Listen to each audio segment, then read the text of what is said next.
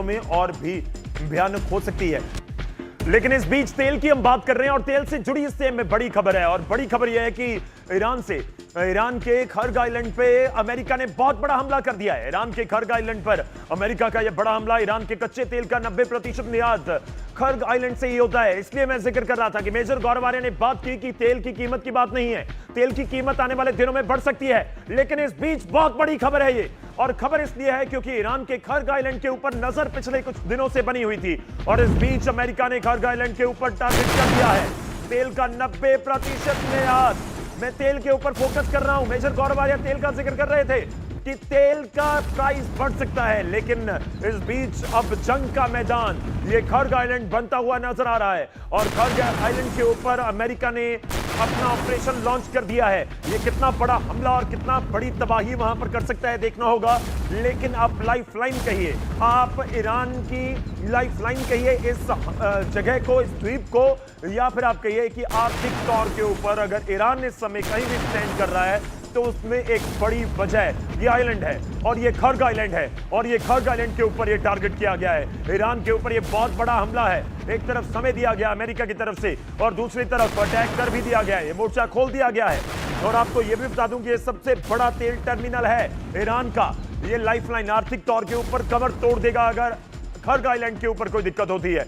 इस बीच आपको दिखा रहे हैं कि किस तरह से पूरे खर्ग आइलैंड की बात, और यहां पर ऑयल टर्मिनल है, एयरपोर्ट है, पोर्ट है, और जो हम ऑलरेडी जिक्र कर रहे हैं कि 90 से 95% जो ईरान का पूरा तेल है यहीं से मूव करता है और यहीं से पर्शियन गल्फ में होता हुआ आगे दुनिया तक जाता है। भारत का भी तेल यहां से आता होगा।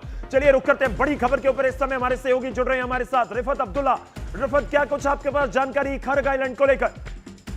देखिए, बड़ी खबर आ रही है कि खर्ग आइलैंड पे हमला किया है यूएस और इजरायली फोर्सेस ने।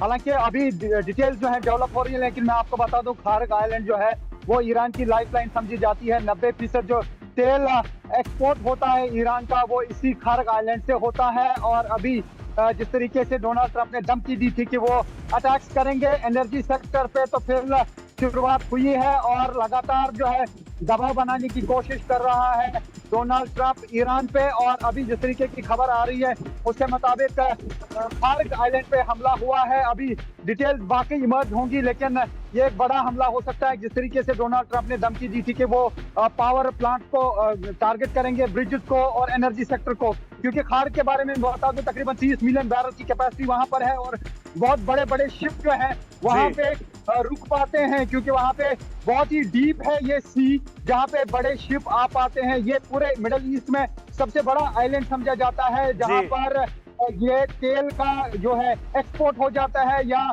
वहां पर जहाज जो है वो लोड किए जाते हैं, शिप जो है वहां पे लोड किए जाते हैं। तो फिलहाल देख पा रहे हैं हम कि तनाज़ा ये जो है एस्केलेशन बहुत ज्यादा बढ़ गई है। मैं रिफत ये भी जानना चाहूंगा, क्या जो कहा जा रहा था डोनाल्ड ट्रंप की तरफ से कि हम हमला करेंगे, 8 बजे का समय दिया गया था, क्या ये तय समय से पहले ही अटैक कर दिया गया, उसी का पार्ट समझा जा रहा है या समझा जाएगा?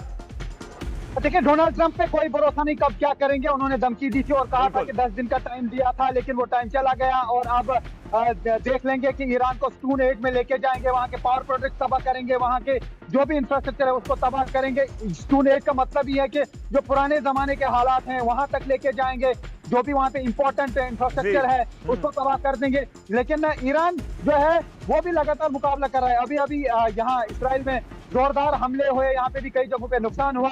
तो ईरान लगता है कि बातचीत के मूड में नहीं है। ईरान ने फिर से एक स्टेटमेंट जारी किया है। राइटर्स के हवाले से खबर आई है कि उन्होंने कहा कि जब तक उनके कंडीशंस नहीं मानी जाएंगी तब तक वो किसी भी सूरत में बातचीत नहीं करेंगे। उसका मतलब है कि जो कुछ होगा होने दो, पावर प्रोजेक्ट उड़ने दो, इंफ्रास्ट्रक्चर उड़ता है उड़ते हैं दो, लेकिन वो किसी भी तरीके से जो है यूएस के सामने नहीं झुकेंगे। तब तक कोई बात नहीं करेंगे जब तक उनकी कंडीशन नहीं मानी जाएंगी। जी बिल्कुल, शर्तों की जिक्र हो रहा है, शर्तों की बात हो रही है। 15 पॉइंट थे, 5 पॉइंट थे, लेकिन इस बीच सब कुछ पीछे छूट चुका है। सीधा मतलब इसका यह है कि अब अमेरिका ने, आपको मैं यह भी बता दूं, मैप आप देख रहे हैं, जो जिक्र हो रहा है खर्ग आइलैंड का, ये बिल्कुल नॉर्थ ईस्ट में, अगर पर्शियन गल्फ का जिक्र करूं तो बिल्कुल नॉर्थ ईस्ट में ये वहां पर है। और जिस तरह से हमारे सहयोगी बता रहे थे रिफत कि बहुत डीप है, गहरा है, इसलिए वहां पर बड़े बड़े शिप पहुंचते हैं। वहां से तेल की जो पूरा एक्सपोर्ट किया जाता है ईरान की तरफ से, इसलिए भी बहुत इंपॉर्टेंट है। और इसका मतलब ये भी है कि अगर इस आइलैंड के ऊपर भीषण जंग हमें नजर आई तो जो ऑयल की रिफाइनरी है उसके ऊपर ब्रेक लग सकती है। अगर ब्रेक लगी तो उसका भी सीधा मतलब होगा कि जो तेल की सप्लाई है वो रुक सकती है, ठप हो सकती है, बिल्कुल खत्म हो सकती है, अगले कुछ दिनों तक दिक्कत आ सकती है। उसका एक मतलब ये भी होगा, और खास तौर पर भारत और इसके साथ जुड़े देशों के लिए, कि अगर तेल की सप्लाई किस तरह से अगले दिनों में चलेगी। हालांकि खाड़ी के देशों से अलग अलग आता है तेल, लेकिन ये खर्ग आइलैंड के ऊपर बहुत नजर है कि अगर खर्ग आइलैंड के ऊपर कुछ होता है तो दिक्कत होगी। आपको यह भी बता दें कि 1980 के आसपास 20 खर्ग आइलैंड को जंग के मैदान में तब्दील कर दिया गया था, और अगर ये स्थिति रहती है, अगर ये कंडीशन रही, तो क्या अब ये भी समझा जाए। रिफत मेरे साथ है, रिफत अगर है तो स्क्रीन पर लाइए एक बार।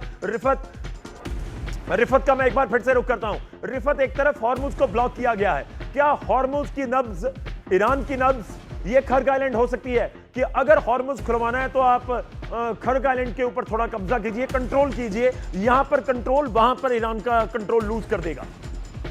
देखिए, अगर खर्ग आइलैंड पे ज्यादा तबाही हुई क्योंकि वहां पे पोर्ट है और वहां पे तेल जो है एक्सपोर्ट किया जाता है, तो वहां पे बहुत बड़ा इंफ्रास्ट्रक्चर बना गया है, स्टोरेज बनाई गई है, शिप्स वहां पे आते हैं, बड़े बड़े शिप जो लार्जेस्ट शिप्स हैं दुनिया के, वो वहां पे रुक पाते हैं, क्योंकि वहां पे बताया जा रहा है कि सबसे ज्यादा डीप है वहां पे समंदर। तो बड़े जहाजों के लिए जरूरी है कि समंदर काफी डीप हो। तो फिर यह कहा जा सकता है कि बहुत नुकसान ईरान को हो सकता है। शायद दबाव बनाने की हर मुमकिन कोशिश यूएस कर रहा है कि उसकी बात मानी जाए, लेकिन अभी तक ईरान ने उनकी बात नहीं मानी।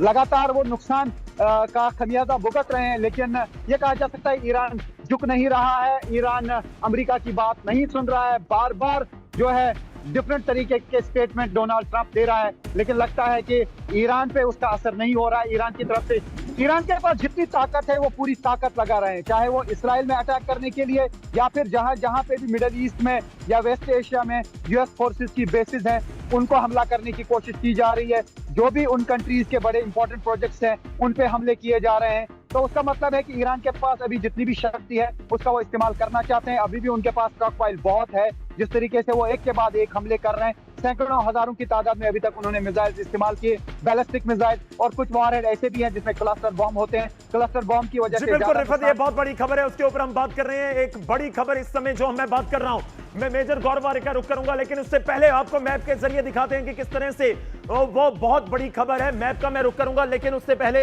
ईरान के खर्ग आइलैंड के ऊपर अमेरिका का हमला हुआ है, और हमले की मैं जो बात कर रहा हूं, क्या ये जो रात 8 बजे का टाइम दिया गया था उससे पहले ही हमला हो गया। मैं मेजर गौरवारे के साथ बातचीत लगातार कर रहा हूं, आप तक तस्वीरें पहुंचा रहे हैं, लेकिन ये बड़ी खबर है इस समय की, और वो इसलिए भी है क्योंकि 8 बजे का समय और उससे पहले ही ये अटैक कर दिया गया। मेरे पीछे एक मैप आ चुका है जिसके जरिए मैं आपको बताता हूं कि देखिए, ऑयल टर्मिनल है, यहां पर एयरपोर्ट है, टीजेटी है, और इसके बाद पोर्ट है।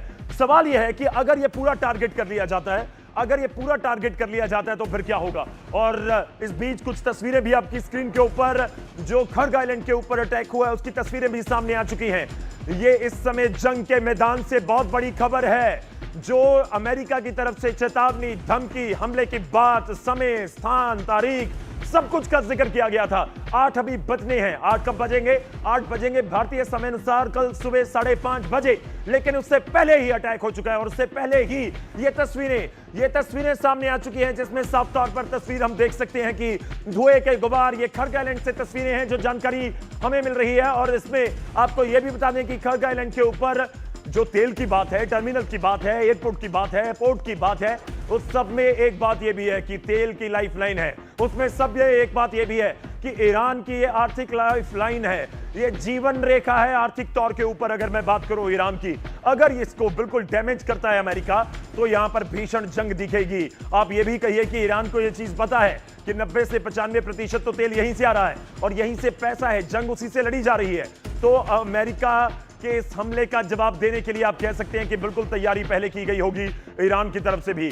जो पलटवार की बात हो रही है इस आइलैंड के ऊपर नजर आ सकता है। सीधा रुख करते हैं, रिफत हमारे सहयोगी हमारे साथ हैं।